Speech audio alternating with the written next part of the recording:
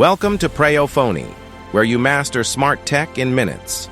Want to clean your Gmail inbox fast without deleting emails one by one? This step-by-step guide will show you how to bulk delete emails like a pro in seconds. Step 1. Open your Gmail inbox, launch Gmail in your browser or app, and sign in to your account. Make sure you're inside your main inbox where all your emails are visible. Step 2. Select emails. Quickly, tap the checkbox at the top to instantly select all emails on the current page. This is the fastest way to start bulk actions without manually choosing emails. Step 3. Use filters for smart deletion. Click the filter search bar to target emails by sender, keyword, or date range. This helps you delete only unwanted emails instead of removing important ones.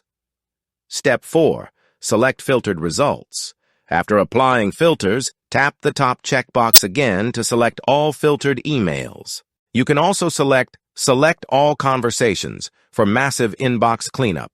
Before we dive deeper, click subscribe and join thousands of tech users mastering smarter workflows with Preyo Phonie.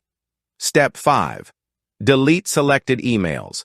Tap the trash icon at the top to move all selected emails to the bin instantly. This action removes them from your inbox, but keeps them temporarily recoverable.